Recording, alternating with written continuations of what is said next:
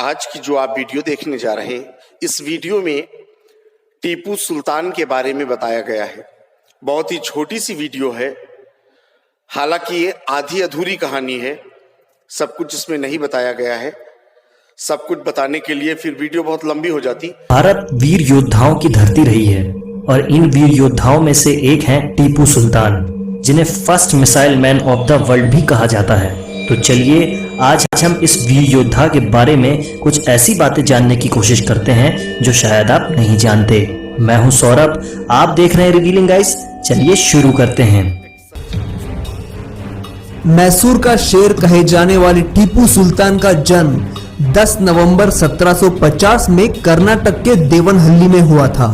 टीपू सुल्तान के पिता हैदर अली ने बचपन में ही टीपू को शूटिंग, घुड़सवारी और तलवारबाजी सिखवाई थी और इसी के साथ ही उनको पर्शियन, उर्दू और कई दूसरी भाषाएं भी सिखवाई थी। उनके जीवन का एक किस्सा भी बड़ा मशहूर है। एक बार जब टीपू सुल्तान अपने कुछ फ्रेंच दोस्तों के साथ जंगल में गए थे, तब उन पर एक शेर ने हमला कर दिया और तब उनके पास बंदूक भी नहीं थी, लेकिन फिर भी टीपू सुल्तान उस शेर से नहीं डरे और उस शेर से डटकर मुकाबला किया और उसका मुंह फाड़ दिया। तब से उनको टाइगर ऑफ मैसूर की उपाधि दी गई।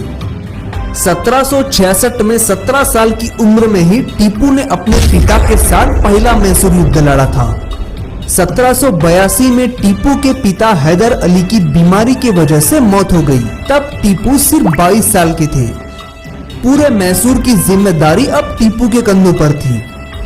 उन्होंने ये बात बहुत पहले ही समझ ली थी कि ब्रिटिश लोग भारत के लिए बहुत बड़ा खतरा है और इसीलिए उन्होंने ईस्ट इंडिया कंपनी के खिलाफ कड़ी जंग छेड़ दी। अंग्रेजों को पछाड़ने के लिए टीपू ने मुगल और मराठाओं से हाथ मिलाया और इसी वजह से 1784 में सेकंड एंग्लो मैसूर वॉर खत्म हुआ। और यही नहीं, अंग्रेज उनसे ट्रीटी यानी कुछ करार भी करने के लिए राजी हो गए और फिर अंग्रेजों और टीपू के बीच ट्रीटी ऑफ मैंगलोर साइन की गई, जिसमें टीपू ने रखी हर शर्त अंग्रेजों ने मान ली थी।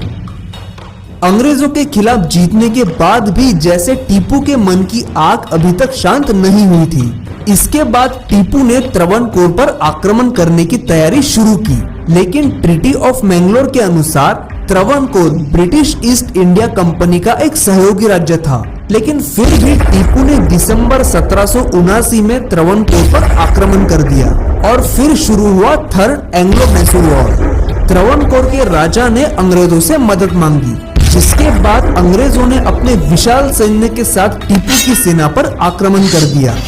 टीपू ने जल्दी हार नहीं मानी, लेकिन अंग्रेजों के विशाल सेना के सामने टीपू कमजोर पड़ गए।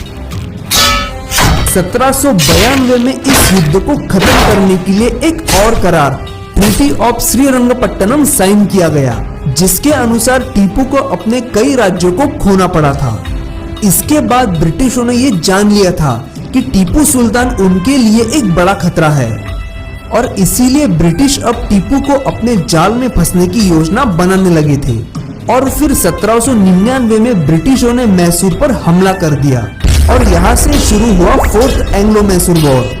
ब्रिटिशों की सेना में 50,000 से भी ज्यादा सैनिक थे और टीपू की सेना में सिर्फ 30,000 सैनिक थे।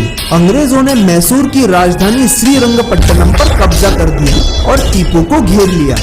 तभी टीपू के कुछ फ्रेंच दोस्तों ने टीपू को ये सलाह दी कि वो गुप्त सुरंग से अपनी जान बचाकर भाग जाए, लेकिन युद्ध के मैदान से भाग जाए वो शेर कैसा। बड़ी वीरता से टीपू जंग में कूद पड़े और 4 मई 1799 को उन्हें वीरगति प्राप्त हुई।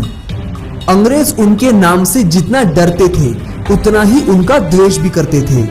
कहा जाता है कि जब टीपू सुल्तान की मौत हुई थी, तब ब्रिटेन में इसकी खुशी का उत्साह मनाया गया था। टीपू सुल्तान की तलवार को ब्रिटिश लोग लेकर चले गए। एक बात शायद आपको पता नहीं होगी कि टीपू सुल्तान को दुनिया का पहला मिसाइल मैन भी कहा जाता है, और वो इसलिए क्योंकि टीपू सुल्तान ने ही दुनिया की पहली मिसाइल बनाई थी। और लंदन के साइंस म्यूजियम में आज भी टीपू सुल्तान का बनाया हुआ रॉकेट रखा हुआ है। टीपू सुल्तान और मिसाइल बनाने की कहानी भी बड़ी रोचक है। अगर आप चाहते हैं कि हम उस पर वीडियो बनाएं तो हमें कमेंट करके जरूर बताइए।